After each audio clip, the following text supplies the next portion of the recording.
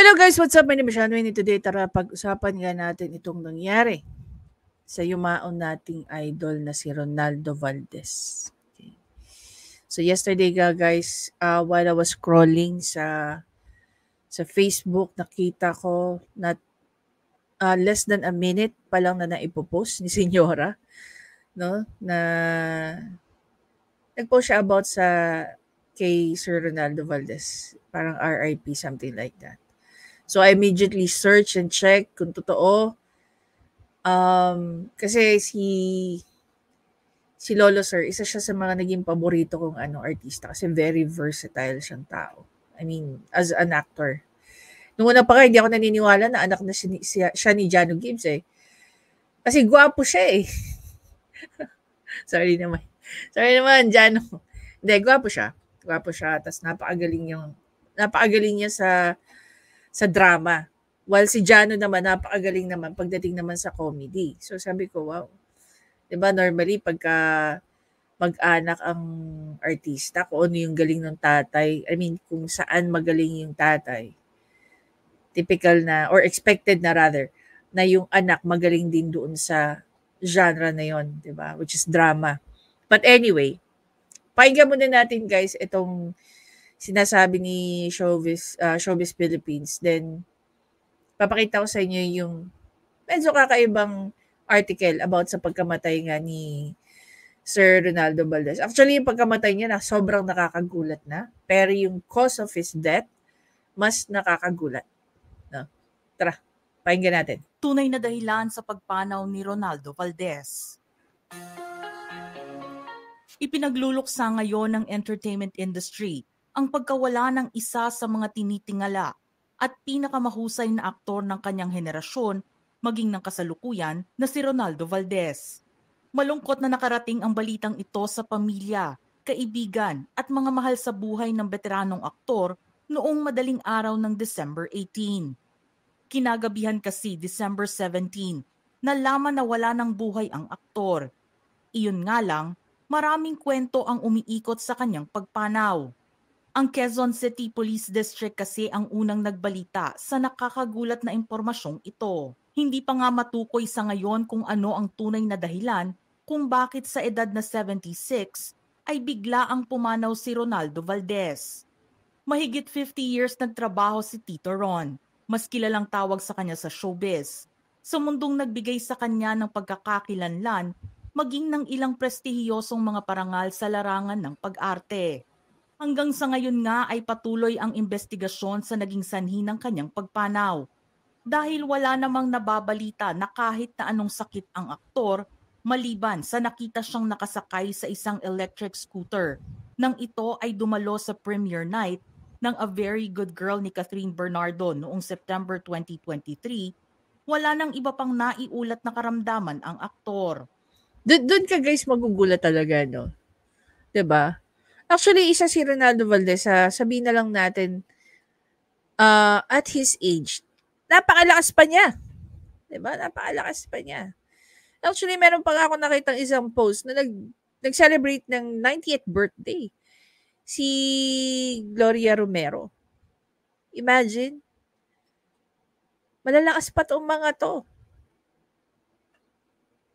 And yet, out of nowhere, bigla ka na lang makakita ng news na namatay na. Pero bakit? 'Di ba? Wala naman nababalita na nagkaroon ng sakit or maybe may sakit pero hindi naman something na dapat malaman pa ng public. But in this case, kung nagulat ka na doon sa namatay siya, mas magugulat ka kung ano yung reason ng kanyang kamatayan, 'di ba? So dito na papasok tong article ni Manila Times. Kanina nga, while I was looking at na ano bang news for today, ano bang meron for today, no, na baka pwede natin maging topic. So, dito, police to probe deeper into actor's death. So, ayon nga sa article na to, the QCPD said on Monday that it is doing a thorough investigation into the death of veteran actor Ronaldo Valdez. The body of Valdez, whose real name is James Ronald Dolaca Gibbs, was found slumped in a chair in his unit in Casa Nueva Homes, Manga Street, New Manila, Quezon City. Yan, para mas ma-appreciate nyo guys. Palakihin natin. There were gunshot wounds. There were in his right and left temple, and he was holding a pistol in one hand, the report indicated. So, entry, saan ba nag-entry? Ano ba si Lolo Sir? Right-handed, entry, exit. Diba? We are at present conducting a thorough investigation to ascertain the cause of death of Valdez, Quezon City Police Chief Brigadier General Rodrigo Maranan said in a statement, we understand the importance of this matter, hence we are looking diligently to gather all relevant facts and evidence, he said. Okay, so it was Valdez's driver, Angelito Oclarit, who found his body, the report said. Captain Domingo of QCPD scene of the Crime Operatives Unit identified the gun Valdez was holding as a caliber 45 Norinco pistol with the serial number 454697. Its magazine was empty. Ito rin guys yung medyo nakakatakot, no? Pagka meron kang baril sa bahay, you can think of many things, no? Whether gamitin mo against sa ibang tao or baka gamitin mo sa'yo. 'Di ba? Out of nowhere. Naisip mo lang, you feel like, okay, I want to take my own life. Sabi ko sa kapatid ko, pwede ba ako magtabi ng baril dito sa bahay? But because we have kids here, so kahit ako sabi ko, sige na lang, wag na muna siguro. Pagka malalaki na sila, ganyan. Kasi nakakatakot maraming nangyayaring aksidenteng ganun guys no. I'd rather skip having one rather kaysa naman 'di ba? Kaysa naman mawala sa akin yung mga pamangkin ko by accident only because even my vault yan mga bata very curious yan makikialam yan 'di ba? Kaya minsan nakakatakot din talaga na mag-keep ka ng mga ganyan no sa bahay lalong-lalo na pag may mga maliliit. Maranan gave assurance that the findings of the investigation will be released. Ayan. So, una sa lahat, definitely gusto natin magpahatid, no? We want to send our deepest sympathy to the family Gibbs, no? Unang-una, of course, kay Jano Gibbs, sa kanyang kapatid na si Melissa, sa kanyang ina, sa mga kaibigan po ni Sir Ronaldo Valdez, mga nakatrabaho and everyone na malapit sa kanya, no? We're sending our deepest condolences. Anyway, guys, I'm not really sure if you remember the story of Robin Williams, no? Isang American actor who also took his own life. About 9 years ago. 9 years ago. No, 2014 nangyari yon. And it was very sudden. Sobrang nalungkot din ako noon kasi isa siya sa mga favorite kong pinapanood. Okay? Yung mga luma niyang movie hanggang sa mga huli niyang naging movie. And with this one, sabi kanina nga kausap ko yung kaklase ko, no? Shoutout sa kanya. Kay Miss Eileen, napag-usapan namin tong nangyari kay Ronaldo Valdez. Sabi ko sa kanya, you know what? May nabasa kasi akong article na mukhang lumalabas doon sa article, sinasabi na mukhang suicide. No, mukhang suicide ang nangyari. Suicide or suicide. Yan. And dito pumapasok guys that halimbawa lang na yun ang nangyari.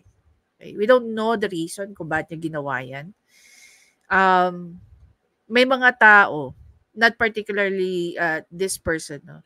Si Ronaldo Valdez. May mga tao na kailangan ng pangungumusta. No? Hindi naman siguro masama yung, hoy, kamusta ka na? Anong balita sa'yo? Once in a while, I do that. Ako personally, I do that to people that I know, to my friends, or pag kami nakikita akong post, kahit hindi ko sila talagang ka-close or acquaintance ko lang, hey, how are you? 'Di ba? Minsan yung yung pagsasay mo ng ganon, nagiging interruption yun sa mga naiisip nila. Kaya sabi ko, alam mo mga tao, pag tahimik nakakatakot not because in a bad way, but in a more concerned way. Kasi hindi natin alam, okay, ano ba iniisip ng taong to? Okay? Ano ba ang nararamdaman nito? May pinagdadaanan ba? May gusto ba 'tong makausap? Kasi alam niyo, may mga tao lang na gusto lang nakikinig. Hindi nila gustong nasesermonan. Gusto lang nilang mailabas nila yung kanilang nararamdaman, 'di ba? This is why they need someone who will just listen to them. Kung puwede nga nilang kausapin ng wall, eh. Sabi nga nila, the reason why Twitter was created for that purpose. That you can just post whatever you feel. And there are people who will gonna give you, sabihin na lang natin, words of encouragement. Mayroon dyan, bibigyan ka ng comfort, and so on and so forth. Twitter nga daw, parang freedom wall mo. Okay? If you don't have anyone na pwede mo makausap about what you think, what you feel, what else, what you wanna do, then go to Twitter. Yun yung sabi ng mga Gen Z kong pamangkin. Hindi naman ako big user ng Twitter, no? Pero which is X na ngayon. It is very important, guys, no, that once in a while we say hi to people, whether we know them or not. Especially kung kayo ay babad sa social media, like halimbawa sa Twitter, sa Facebook, even here in YT. Ang daming naglalabas ng sama ng loob nila, ng galit nila, lalo sa mga post nila sa Facebook.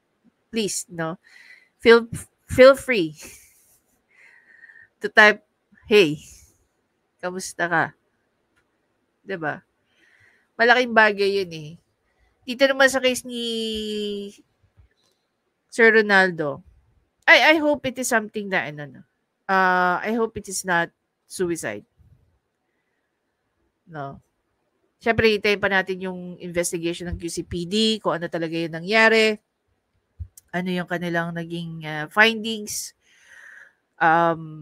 Nakakalungkot lang na yung mga gaya ni Ronaldo Valdez, de calibre, napakagaling, gone too soon, eh. Gone too soon. Yan, nung nagkukwentuhan nga kami ng classmate ko kanina while we're having dinner, napag-usapan namin, eh. Tinanong ko siya, what is your favorite movie of Ronaldo Valdez? Sabi niya, Seven Sundays. Seven Sundays. Sabi ko nga sa kanya, you know what? I hate that movie. I really hate that movie. Sabi niya, bakit naman? Kasi 3 beses ko na siya napanood. Akala mo first time ko lang napanood. Iyak pa rin ako ng iyak. Diba? I'm very sure most of you is watching this right now. Napanood ang movie na Seven Sundays. Siya yung tatay doon nila Aga Mulak. And doon mo na para siyang modern version ng Tanging Yaman, no, ni Gloria Romero back then. Kung napanood niyo yun. Kung hindi pa, you can check it out. Napaka-old movie na, napaka-old pa na movie yun. Ano pa si Jericho, si Carol Banawa, sino pa, mga batang 90s makaka-relate. So, sobrang nakakaiyak yung movie na yun ng Seven Sundays. Ang galing-galing lahat ng artista na nagsama-sama ron. And yun siguro yung pinaka-favorite kong movie ni Ronaldo Valdez. Maliban dun sa, meron pa siyang isang movie with Julina at saka with Marvin, eh. 'Di ba? Yung asawa siya doon ni Gina Pareño. Ayun. Type nyo nga sa comment section kung ano yung title ng movie na yun. Yan. So, ayun lang, guys. Again, for mental health issues, kung may pinagdadaanan kayo, you can drop sa akin, you can drop a message sa aking Facebook page, sa I Am Shanmi. Sa totoo lang, marami naman akong, alam yan ng mga matagal nang naka-follow at saka naka-subscribe. Dumarating sa point na there are people who really open up and talk to me about their, mga pinagdadaanan, mga naiisip, mga pain nila. And I'm more than willing and very happy to help. Ituring nyo na akong isang wall na nagsasalita lang kayo. Sasabihin niyo lang sa akin kung ano yung mga problema niyo. Huwag niyo lang akong utangan, guys, dahil wala rin akong pera. Wala tayong ganyan. Puwede ko kayong isama sa mga prayers, why not? Pero kung uutangan, wag. Kasi ayaw ko kayong ma-disappoint kasi wala akong maipapautang. Anyway, guys, again, maraming salamat sa panonood. Please don't forget to subscribe, like, and comment. Syempre, share niyo na rin yung thoughts niyo, guys. That means really a lot. Have a good night. Bye, guys.